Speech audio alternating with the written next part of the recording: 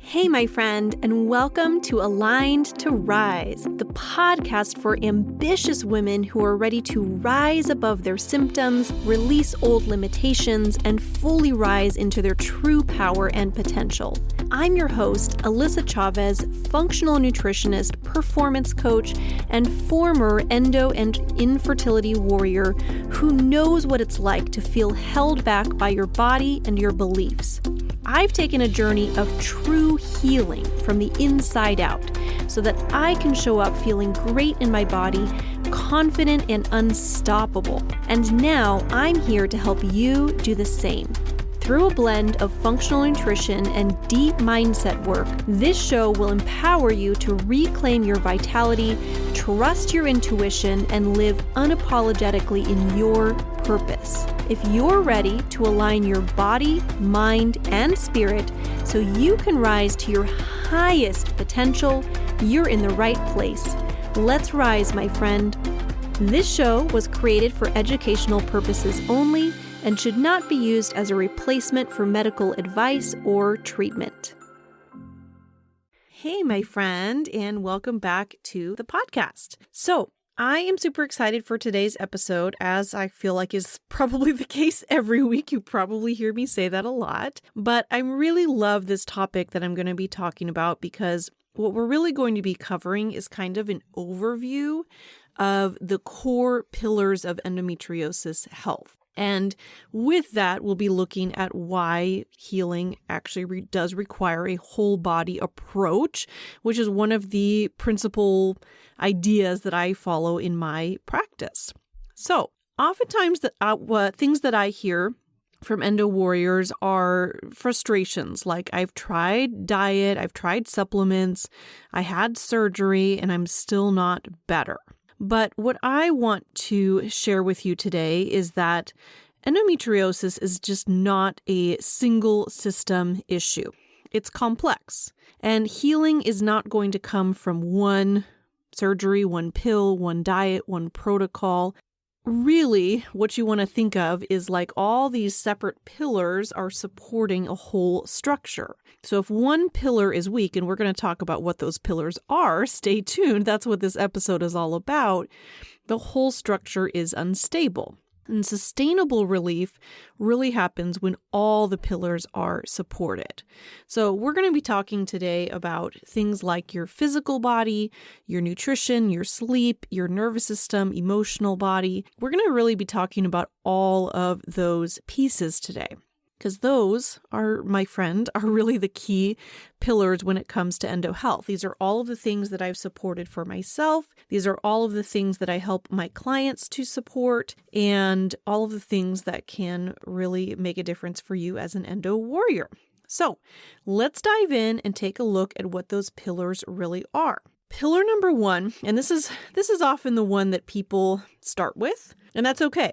Right. The other thing I want to encourage you with all of this is to really take it one step at a time. Start with a piece that you feel like you really need or really resonates with you most. And we can always go from there. It doesn't have to be everything all at once. Right. So pillar number one, it's all about physical support. So thinking of the structural, mechanical foundation, your physical body. So this is really taking a look at how your body physically moves, functions, holds tension. It's all about addressing adhesions, restriction, inflammation, and mechanical stress on your body. So what does physical support actually look like in practice?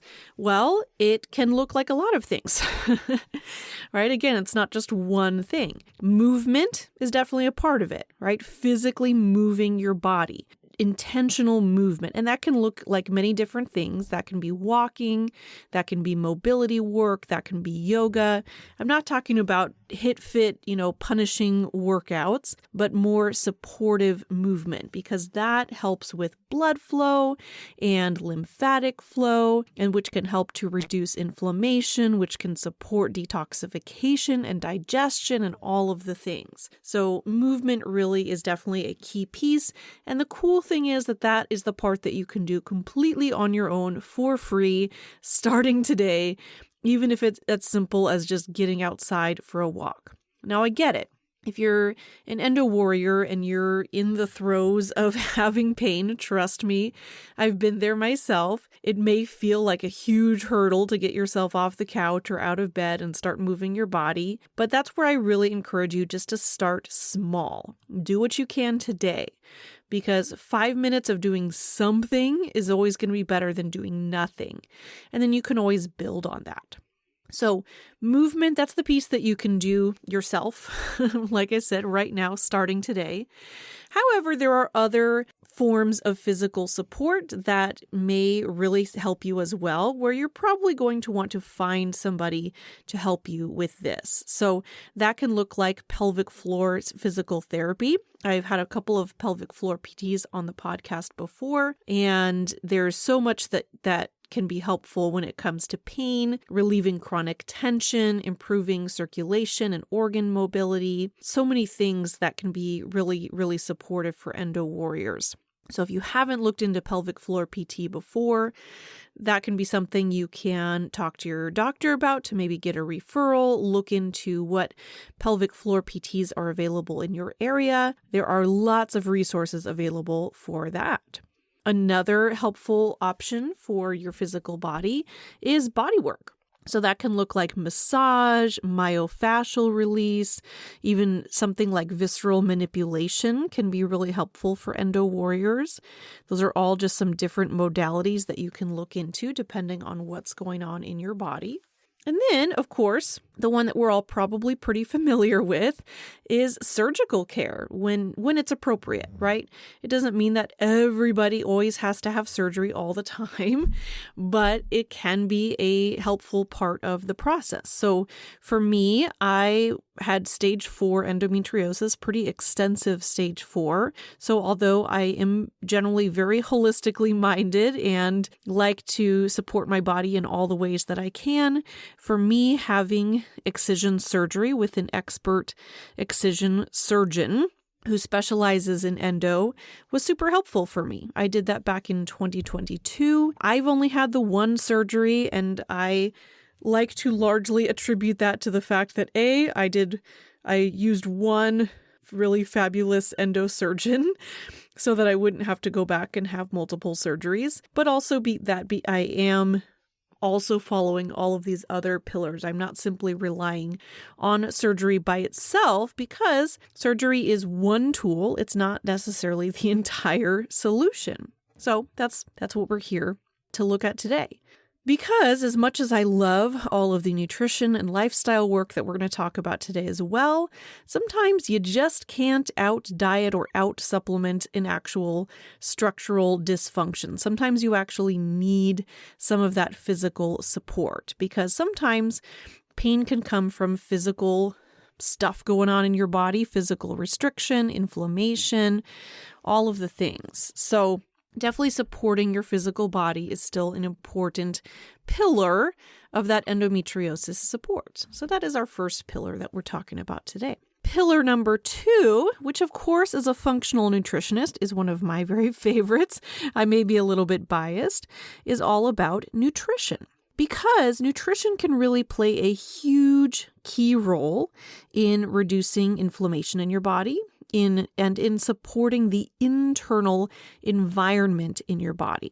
So what this looks like is using food to regulate inflammation, hormones, blood sugar, gut health, immune response, all things that are super, super important for endo health. So what this looks like, and this is really a big picture overview. I have many other podcast episodes where we dig in more closely on exactly what this looks like. But on a foundational level, what this looks like is a whole food, anti-inflammatory foundation for your diet, focusing on protein, healthy fats, fiber, getting lots of micronutrients in. Those are your vitamins and minerals. And then there's individualization within that. So looking at what are your own food sensitivities. Do you have any gut infections that may impact how diet influences your body? and how your gut is reacting to the food that you're eating. That's something that I look at very closely in my practice. I like to use a functional stool test called a GI map that really helps me to get to the root of all of that. And then there's also blood sugar dysregulation. That's a huge... Now, I feel like a lot of people don't really think about blood sugar a whole lot unless you're diabetic or something like that. But the truth is that blood sugar is absolutely key, important for everybody with endo. Super, super important that we are looking at supporting blood sugar stability when it comes to your diet. So it's not just about what you eat, but about when you eat, how you're pairing foods together. There's a lot of important pieces there. Now, I do think it's important to be aware that when it comes to diet, and that's why this is really just a big picture overview today, there's not one exact right way to eat for endometriosis. There's just not. And if anybody tells you otherwise, definitely turn and run the other direction, because the truth is that not everybody needs to avoid the same foods. There are no exact endo diet rules that works for everybody, but there are some overarching things like following a generally whole food diet is certainly not going to hurt anybody. Focusing on things like the protein, healthy fats, fiber, micronutrients that I mentioned, those things are going to be helpful for everybody. But beyond that, what I really encourage is that you're not trying to follow a super restrictive endo diet, but it's more about figuring out what really works for your body, right? Because nutrition is super powerful, but it's a matter of really figuring out, listening to what's going to work best for your unique body. And remember, nutrition isn't magic. Nutrition is something that is going to be most powerful when it's done consistently over an extended period of time. And also that nutrition alone isn't necessarily enough if you're not thinking about the other pillars that we're talking about today. So that's what I have to say about nutrition for today. I have a lot more to say about nutrition, but one thing at a time. All right, so we've gone through pillar number 1, which was about physical support, pillar number 2, which was all about nutrition. Let's take a look at pillar number 3, sleep. Because sleep is your body's primary window for repair, detoxification, and nervous system reset. So what that can look like is supporting circadian rhythm, prioritizing consistent sleep and wake times, creating nervous system safety before bed, and reducing nighttime cortisol spikes. Now, there's a lot of things that you can do to help to support all of those pieces that I talked about when it comes to supporting your circadian rhythm, which is basically your wake and sleep cycle. What that really looks like is doing things like getting some direct sunlight exposure in the morning, hopefully within 30 minutes to an hour of waking up. And that direct sunlight exposure on your eyeballs helps to tell your body that, okay, it's morning, we're resetting for the day. And then your cortisol levels, your circadian rhythm shifts throughout the day until it's time to go to bed at night. And then at night, we are making sure that our bodies feel safe by practicing calming practices, maybe having a cup of chamomile tea, pulling yourself away from screens at least an hour or two before bedtime. If you tend to wake during the night, maybe even having some small snack before bed, something with some good healthy fats in it to help to keep your blood sugar stable throughout the night. All of the things to help to just calm the nervous system and let your body know that it's time for sleep. Because getting that sleep is super, super key and crucial for endo. When you are sleeping poorly, it can worsen pain sensitivity, it can worsen inflammation, it can contribute to hormone imbalances, and it kind of causes your body to just get stuck in that survival mode, which none of us need, right? So sleep is definitely super important. I will also mention here that chronic fatigue is a very common symptom with endo. Now, it's not always just related to sleep. That can be really related to inflammation and all of that as well. But definitely getting plenty of sleep is one of the foundational pieces for supporting that fatigue. Because if you're not getting enough sleep, you probably are going to feel a little bit tired, right? All right, and then pillar number 4 that I wanted to talk about today is all about the nervous system and emotional body, which I really believe is the missing link for so many women. It's so much easier, honestly, to look at some of these other pieces that we talked about. It's just more top of mind, thinking about our physical bodies, what we're eating, all of the things. But so often the nervous system and emotional body can just kind of get ignored. And if you've been listening to this podcast for any length of time, you know that's something that I talk about a lot. But what this pillar is all about is how safe your body really feels, right? And taking a look at how stress and trauma and emotional patterns can affect your well-being, how all of those things can be stored physically in your body, and how to support your body in managing all of that. And what that can look like, things like nervous system regulation, doing practices like yoga, breath work, meditation, doing some good emotional processing so you're clearing stored emotional patterns as well. Releasing hold, and this can be a tough one for people, of things like perfectionism, people-pleasing, chronic self-pressure. Yes, all of that is absolutely important to your health. Starting to shift your mindset from my body is broken to my body is communicating. And also even having connection and support in your life, having a sense of community, feeling seen and understood can be super important. Getting yourself some deep rest. And I'm not talking about just sitting down at the couch at the end of the day and watching Netflix. I'm talking about true deep rest, something that many of us are not getting enough of.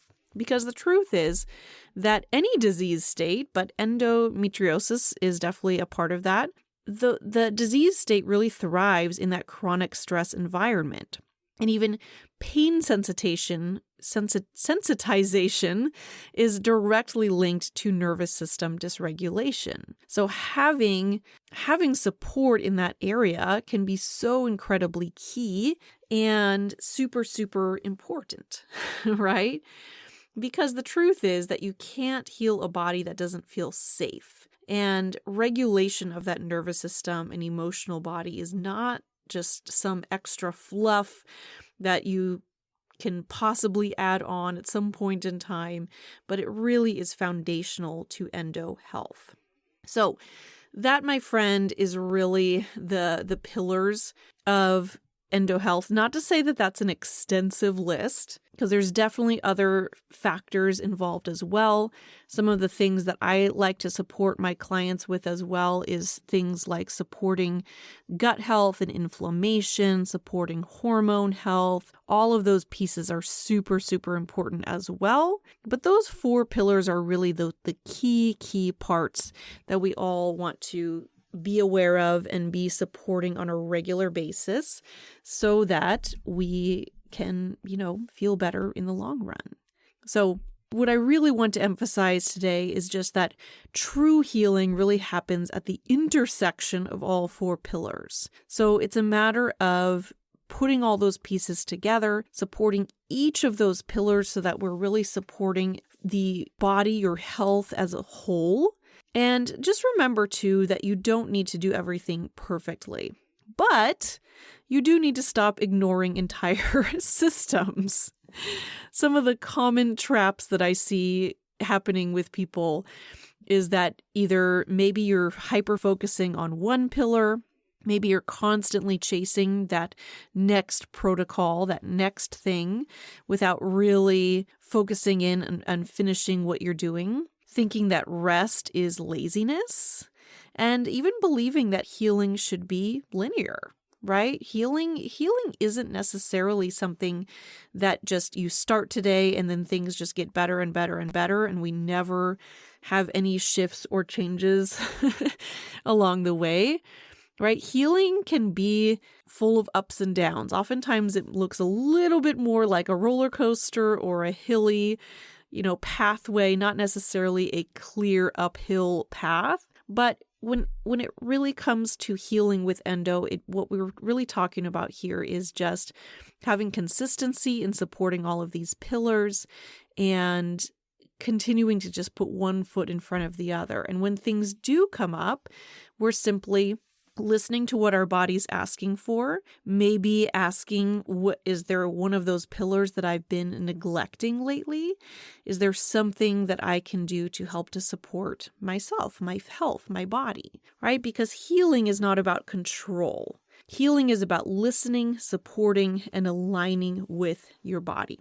And that, my friend, is just what I absolutely love supporting with people with every single day. If you're struggling with endo yourself, this is really the area that I focus on supporting people with when it comes to my functional nutrition practice. And I would be more than happy to support you on your journey as well. So you can always find a link in the show notes where you can schedule a free 30-minute consultation with me.